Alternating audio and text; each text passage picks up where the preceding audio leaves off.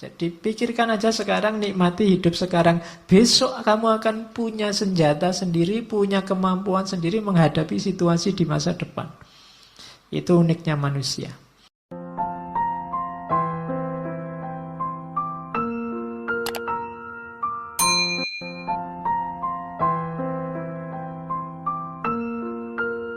Oke. Setelah semua tadi yang di atas, tugas kita sekarang apa? Ayo merayakan hidup. Senanglah, bahagialah dalam hidupmu. Ojo kokean sumpek. Tadi rumusnya sudah banyak. Hidup kita kan sesuai yang kita pikirkan. Saat engkau bangun pagi, katanya Markus, pikirkanlah betapa istimewanya kamu masih bisa hidup, masih bisa berpikir, iso ngaji filsafat, bisa sarapan, ngerokok, ngopi, dan masih bisa mencintai. Lalu iya kan? Lu istimewa, lu alhamdulillah kamu masih bisa mencintai. Ada orang yang bangun pagi mikir menyerang orang yang dibenci. Kamu masih bisa cinta sama siapa, masih bisa say hello, masih bisa bilang miss you, masih bisa bilang sudah tidur apa belum, masih bisa bilang bersyukurlah. Ya kan? Setiap kali bangun tidur bersyukurlah. Kenapa? Masih diberi kesempatan hidup lagi. Tidak ada jaminan loh begitu kamu tidur terus bisa bangun. Kamu sendiri kan tidak bisa mengatur dirimu biar pokoknya besok saya harus bangun. Tidak bisa. Ternyata bangun atau tidak tergantung dirimu. Maka bersyukurlah. Begitu bangun kamu masih bisa sadar, masih bisa mikir, itu kenikmatan luar biasa. Bersyukurlah. Masih bisa menikmati hidup, masih bisa minum, makan. Yang lain mungkin sudah dilarang makan ini, dilarang makan itu, kamu masih bebas, bersyukurlah. Paling tidak kamu masih bisa mencintai seseorang. Rayakanlah hidupmu. Wajahmu jangan kayak wajah orang susah terus. Ya, hidup kita ini menyenangkan kok. Oke. Terimalah segala sesuatu yang diikat oleh takdirmu. Cintailah orang-orang yang ditakdirkan bersamamu dan lakukan dengan sepenuh hatimu. Hidupmu akan nyaman. Dapat apa saja diterima, dinikmati. Makan di angkringan, dinikmati, ya enak. Ada yang neraktir di restoran, alhamdulillah, ya lumayan enak. Semuanya enak, mana sih yang tidak enak, apalagi kalau ditraktir. Jadi bersama siapapun dinikmati, tidak usah milih-milih teman. Yo, setiap orang punya karakter, punya gayanya sendiri. Tapi kan ada yang jahat, Pak. Ya jahat, silahkan jahat, tapi kan tidak mengotori jiwamu. Karena kalau kamu saya pinginnya teman itu baik semua, Pak, sama saya peduli semua, itu mimpi, tidak mungkin. Ya kan, kalau dihitung teman yang peduli sama kamu sama yang cuek, insya Allah lebih banyak yang cuek. Loh, tapi kalau ketemu senyum itu basa-basi. Ya, setiap orang disibukkan nomor satu dengan hidupnya sendiri masing-masing. Jadi rayakanlah hidupmu, jangan terlalu sumpek. Jangan memimpikan apa yang tidak engkau miliki. Namun akuilah anugerah atas apa yang engkau miliki, lalu bersyukurlah sambil mengingat, tulisannya salah itu, sambil mengingat betapa engkau akan sangat memimpikan apa yang kau miliki sekarang kalau engkau tidak memilikinya. Kamu pegang HP, syukurilah. Tidak usah mimpi pegang HP yang lebih mahal dengan kualitas lebih baik. Kamu punyanya HP ini, mikirnya dibalik. Seandainya HP kayak gini saja aku ndak punya, aku mesti mati-matian ingin beli HP yang kayak gini. Loh, punya pacar kok ndak terlalu cakep. Mikirnya juga begitu. Kalau kamu mikir, kok nyari yang lebih cakep lah, kamu mimpi. Mikirnya dibalik. Seandainya yang kayak gini saja aku ndak dapat, mesti aku ngejar-ngejar yang kayak gini juga. Nanti kamu jadi bersyukur. Gitu loh. Iya, mikirnya dibalik. Itu membuat kamu bersyukur. Kuliah dapat nilai C misalnya. C kan batas minimal kamu lulus. Itu kan, aduh kok tidak dapat A ya. Oh, itu kamu akan sumpek. Kenapa kamu mimpi yang kamu tidak punya? Mimpinya itu, seandainya aku dapat E, aku mesti akan mengejar-ngejar. Seandainya dapat C pun cukup. Nah, itu kamu lebih bahagia. Gitu loh. Makan kok cuma dengan tempe saja, tidak ada yang lain. Nah, itu mikirnya kamu jangan ayam, tapi mikirnya seandainya adanya cuma nasi, mungkin ada tempe satu aja aku sudah senang. Ah, itu jadinya kamu bersyukur punya tempe itu. Itu caranya merayakan hidup. Kalau tidak begitu, kamu akan sumpek terus. Dan ingatlah bahwa engkau memiliki kuasa untuk mengistirahatkan dirimu kapanpun engkau inginkan. Kamu supirnya, kamu penguasanya hidupmu. Mau jalan, ayo jalan. Mau istirahat, istirahat. Tidak usah terkejar, nggak usah dikejar-kejar oleh ambisi dunia, keterikatan dengan yang lain, yang macam-macam, yang bikin repot.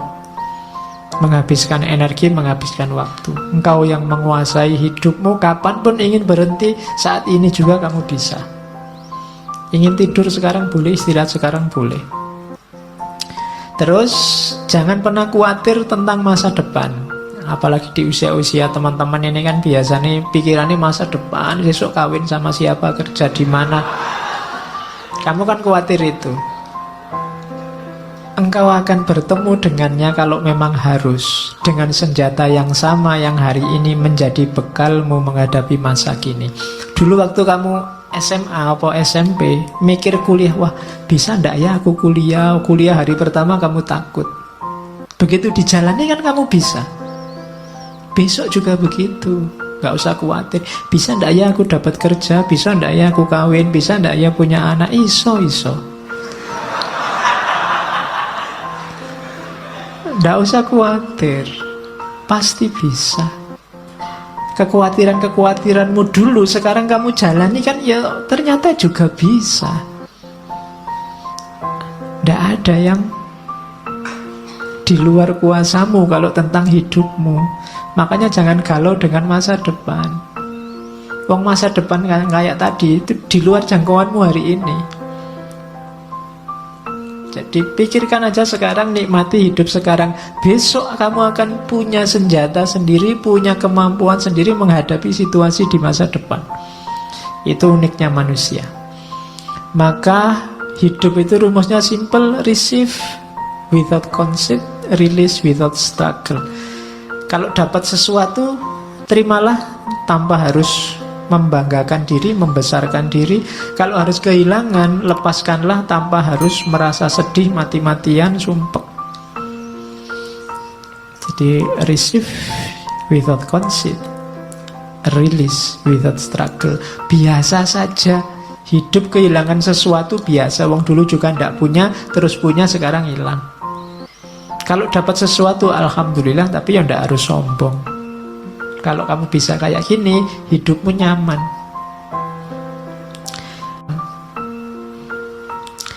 Ini saya ambil agak panjang, nanti kamu baca lagi ya. Kalau pagi hari engkau bangun, biar cara mikirnya positif. Kamu kan biasanya masalahmu itu kan berhubungan dengan orang lain. Katanya Markus, pagi hari engkau bangun, bilanglah pada dirimu, orang-orang yang berhubungan denganku hari ini, ada yang usil, tidak sopan, arogan, curang, iri hati, dengki. Mereka seperti itu karena mereka belum bisa membedakan yang baik dan buruk. Sementara aku telah mengerti indahnya kebajikan, kotornya kejahatan, dan tahu bahwa para pendosa tersebut memiliki sifat sepertiku. Bukan sama dalam hal darah dan kelahiran, namun sama-sama memiliki akal dan unsur ketuhanan. Tidak seorang pun dari mereka dapat menyakitiku, tidak seorang pun dapat membuatku kotor. Aku pun tidak pantas marah pada mereka atau membenci mereka.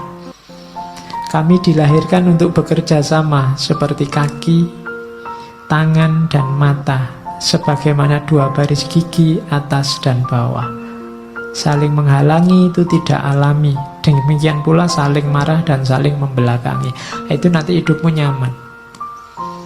Akan ketemu orang yang bikin kamu mangkel, bikin kamu jengkel, bikin kamu benci, pasti. Tapi ingatlah bahwa mungkin kejelekan yang mereka lakukan itu karena mereka tidak sadar. Sementara kamu sekarang sadar. Dan diingat juga bahwa orang lain itu punya kualifikasi sama persis kayak dirimu, yang tidak pantas untuk kamu benci. Dan jangan takut, mereka tidak akan bisa membuatmu kotor kalau kamu sendiri tidak mengotori jiwamu. Nah, ini nanti kamu jadi mantap. Kalau ini nanti panjang kamu baca lagi. Kalau kamu pagi hari bangun kok males, kamu baca ini. Saat fajar terbit, saat engkau malas bangun, katakan pada dirimu, aku harus bekerja sebagai manusia.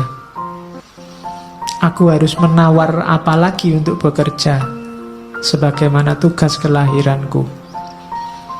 Ayo bangun, kan maunya itu, kerjalah. Tanyakan pada dirimu, kalau masih nggak mau bangun, apakah tujuanku diciptakan itu untuk ini, meringkuk di bawah selimut dan mereguk kehangatan? Terus kan kamu tetap bisa jawab, tapi kan nikmat. Namun betapa nikmat seperti ini. Ditanya lagi sama Markus, jadi engkau lahir untuk mencari kenikmatan, bukan untuk bertindak dan mencari pengalaman. Tidakkah engkau lihat tanaman, burung, semut, laba-laba, lebah, semua menjalankan tugasnya, membuat harmoni dunia terjaga sekuat mereka bisa. Mengapa engkau tidak segera menjalankan tuntutan alamiahmu? Terus kamu jawab lagi, tapi kan bukankah orang itu harus istirahat, ada tidurnya juga? Jawabnya Markus, setuju. Namun alam memberi batas untuk itu, sebagaimana dengan makan dan minum. Dan engkau telah melampaui batas. Ini sudah jam 9. Ya. Ya, ndak ono jam 9. Engkau telah berlebih dalam istirahat, namun kurang dalam bekerja. Engkau tidak cukup mencintai dirimu. Engkau tidak mencintai sifat alamimu dan tugasmu. Orang yang mencintai tugasnya, mengabdikan diri dan menjalankannya, bahkan kadang sampai lupa makan dan mandi. Sementara kamu lupa tugasmu gara-gara tidur. Apakah engkau tidak menghormati dirimu sendiri sebagaimana pelukis mencintai lukisan, penari mencintai tarian, orang pelit mencintai uangnya, atau pemburu jabatan mencintai statusnya? Saat mereka benar-benar dipengaruhi oleh yang mereka kerjakan, mereka bahkan tidak makan dan minum karena menjalankan kecintaan mereka. Ini filsafat bangun tidur. Ya, biar kamu tidak males-malesan. Karena kadang-kadang kalau sudah males kan, meskipun bolak-balik HP-nya kamu tambah 10 menit sudah bunyi, 10 menit lagi bunyi lagi, 10 menit lagi. Ning ya ora tangi-tangi. Oke. Kalau ini rumus hidup sama orang lain. Kapanpun kau menemukan kesalahan pada diri orang lain, tanyakan pada dirimu, apa kesalahan yang pernah kulakukan yang mirip dengan kesalahan yang akan aku kritik ini? Kalau ada orang lain salah, tanya pada dirimu, pernah gak kamu melakukan salah yang sama atau mirip? Itu nanti akan mengurangi kadar agresifmu terhadap kesalahan orang lain. Saya ingin balas dendam, Pak. Ada orang menyalahi saya. Katanya Markus, balas dendam terbaik adalah dengan tidak menjadi seperti musuhmu. Balaslah musuh yang mencaci makimu dengan tidak mencaci maki. Itu balas dendam terbaik. Balaslah musuh yang menyakitimu dengan tidak menyakitinya. Manusia ada dengan saling membutuhkan kepada sesama, kamu akui atau tidak. Kamu harus hidup bareng orang lain mau atau tidak. Maka kalau kamu tidak mampu mengajari mereka, belajarlah untuk tahan hidup bersama mereka. Sudah kamu nasihati kok tidak pulih-pulih jadi baik, ya gimana lagi? Sekarang kamu latih dirimu untuk kuat bareng mereka. Misalnya kamu punya teman sak kos-kosan berdua, kok ya males mandi. Sudah kamu nasihati tetap males mandi. Solusinya apa? Kamu latihanlah untuk bisa tahan dekat orang yang males mandi. Jadi rumusnya simple. Jadi kalau kamu tidak tahan terus, sementara dia tidak berubah-berubah, kamu akan hidupmu tersiksa terus. Lupa kok dia tidak berubah-berubah, kamu tidak menguasai perubahan dia. Yang bisa kamu kuasai kan perubahan dirimu. Lebih gampang melatih dirimu untuk tahan bersama dia dibandingkan kamu mengubah dia. Ya doakan saja dia bisa berubah. Tapi kalau tidak, kamu kuat hidup bersamanya. Kemudian lagi, lakukan apapun yang kamu inginkan. Bahkan jika engkau memecah belah dirimu, sebagian besar orang akan melakukan hal yang sama seperti sebelumnya. Ini maksudnya, kamu jangan terlalu pusing dengan kelakuan orang lain, tindakan orang lain. Kayak tadi, wah orang Indonesia ini kok tambah tidak toleran orang ini. Kamu kan sumpek sendiri. Sudahlah, kamu lakukan yang menurutmu baik.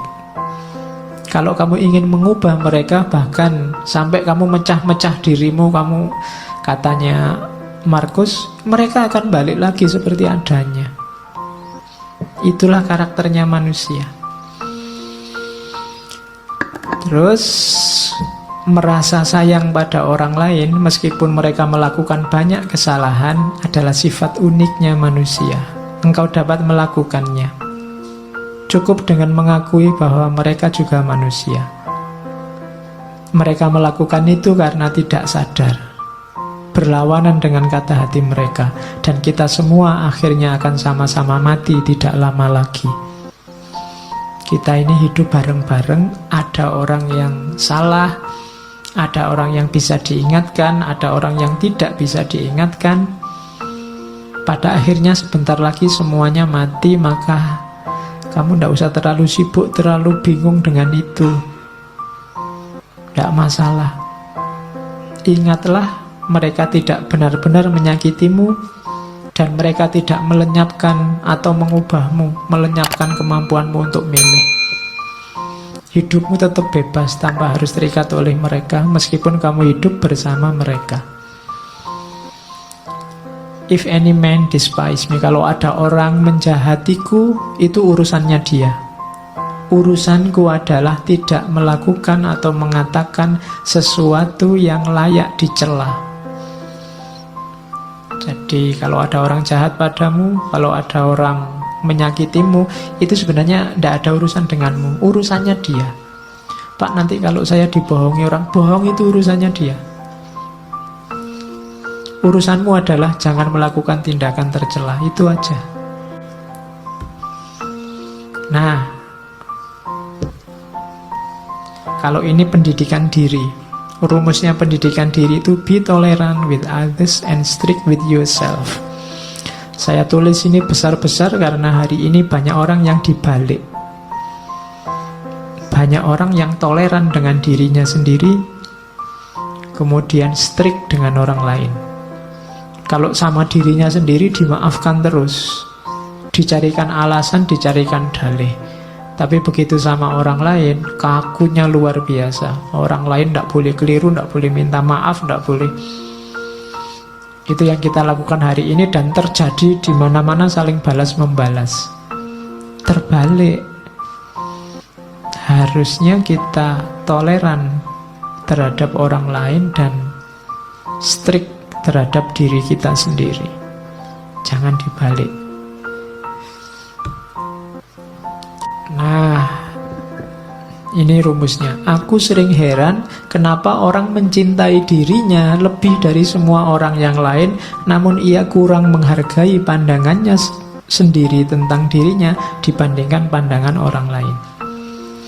Ini nasihat sebenarnya untuk kamu jangan mudah terpengaruh oleh orang lain, jangan mudah terpengaruh oleh komentarnya orang, pandangannya orang terhadap dirimu. Kamu punya jati diri sendiri, tidak apa-apa. Orang ngomong apa aja tidak usah terpengaruh. Logikanya orang itu lebih mencintai dirinya sendiri. Berarti apa? Lebih dengarkanlah pandanganmu sendiri. Jangan mudah tertipu oleh orang lain. Apapun yang dilakukan atau dikatakan orang, aku harus tetap menjadi Zamrud dan mempertahankan warnaku. Ini urusannya jati diri. Hidup sama orang lain ya, toleran ya, tapi jati diri jangan hilang. Kamu punya identitas sendiri. Terus nasihatnya Markus, ya, awas ya, kamu jangan merendahkan dirimu sendiri. Teruslah rendahkan dirimu wahai jiwa, maka segera peluangmu untuk mendapat kehormatan akan lenyap. Lama-lama identitasmu hilang dan kamu tidak akan dihargai orang. Setiap orang punya satu kehidupan. Milikmu sudah hampir habis gara-gara kamu singkirkan terus, kamu sisihkan terus identitasmu. Dan engkau tidak memperlakukan dirimu sendiri secara hormat, engkau malah mempercayakan kebahagiaanmu pada jiwa-jiwa yang lain.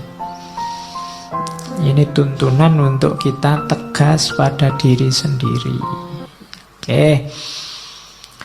Saya bawa quote terakhir, engkau selalu memiliki pilihan untuk tidak berpendapat. Ini nasihat untuk kita hari ini ya. Tidak ada yang nyuruh kamu tiap hari posting, tiap hari bikin status, tiap hari ngomentari statusnya orang lain. Engkau selalu memiliki pilihan untuk tidak berpendapat. Tidak berpendapat itu sah. Tidak perlu selalu susah payah atau membebani jiwamu dengan segala sesuatu yang tak dapat engkau kuasai.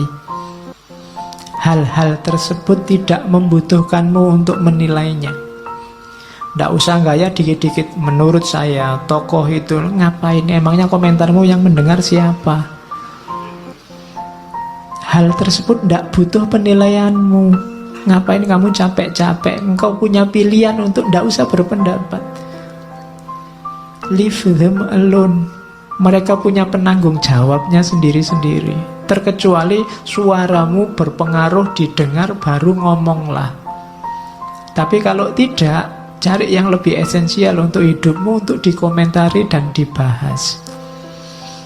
Itu nasihatnya Markus. Hari ini banyak orang yang bukan wilayahnya, tidak seharusnya dia menilai, mengomentari, ikut menilai, ikut mengomentari, sehingga kacau semuanya. Idza wusidal amru ila ghairi ahlihi fantadhiri sa'ah. Leave them alone. Biarkan yang bertanggung jawab yang ngurusi. Oke ya. Oh, masih ada. Stop whatever you are doing for a moment and ask yourself. Ini nasihat panjang. Am I afraid of death because I won't be able to do this anymore? Biasanya yang membuat kita banyak terhenti untuk melakukan kebaikan adalah takut mati. Was-was takut mati ini sering mengganggu kita. Katanya Markus, sekali-sekali gini deh rumusnya. Saat kamu melakukan apapun yang membuat kamu senang, coba berhenti sebentar. Apa gara-gara ini ya? Gara-gara khawatir ndak punya ini atau ndak melakukan ini aku takut mati. Seberapa pentingnya sih yang saya lakukan ini? Seberapa baiknya sih yang aku miliki ini? Setiap kali melakukan itu, coba berhenti sebentar. Nah, ini untuk meminimalisir rasa takut mati. Kira-kira kalau ndak ada ngaji filsafat ini kan ndak apa-apa toh. Ngapain sih harus tak gendoli sampai takut mati misalnya? Nanti kalau saya ndak ada yang mimpin ngaji sopo, ngapain sampai mikir ke sana? Wong ini ndak ada juga ndak apa-apa. Kalian kalau ndak ada ngaji kan malah santai, ndak ada beban untuk datang ke sini, bisa diganti yang lain. Tapi kadang-kadang yang ndak harus menggendoli, mengikat hidup kita jadi mengikat. kuliah misalnya, kamu kan diikat sedemikian rupa oleh dunia yang namanya kampus dan kuliah. Apa iya sih hidupmu wajib ada kuliahnya, wajib di kampus? Simba-simbamu dulu kuliah cuma sekolahnya cuma sampai SD, SR, ya sukses, sawahnya luas, bisa nguliahkan anak cucunya. Apa wajib harus ada itu? Apa wajib sih harus punya rumah, punya mobil, punya itu? Itu caranya untuk menenteramkan hati dari rasa takut akan mati. Karena nasihat terbaik itu kan mati. Begitu orang ingat mati, bukan takut mati, maka kemungkinan besar dia akan mudah untuk mempersiapkan diri menghadapi hidup sesudah mati, mempersiapkan diri melakukan kebaikan-kebaikan. Oke, itu nasihat terakhir yang saya bawa dari Marcus Aurelius. Bayangkan, raja besar, wilayahnya sangat luas, cara hidup, cara berpikirnya semacam ini. Maka dia jadi raja yang sangat tangguh, terkenal kesabaran dan ketabahannya, dan dia sukses. Meskipun banyak pemberontakan, banyak bencana, mengalami kepahitan hidup yang luar biasa. Dengan filsafatnya dia bisa sukses. Itu contohnya cara berpikir seorang king philosopher king. Raja filosof yang raja. Oke, saya kira itu untuk malam hari ini. Minggu depan kita masuk Islam, ketemu, masuk dunia Islam maksudnya, bukan masuk Islam ya, ketemu dengan Umar bin Abdul Aziz. Kita juga punya jago banyak, tidak cuma Marcus Aurelius. Kita lihat minggu depan seperti apa contoh-contoh hidup yang filosofis dari seorang Umar bin Abdul Aziz. Oke, saya akhiri sekian. Kurang lebihnya mohon maaf. Wallahul muwafiq, wallahu a'lam bissawab.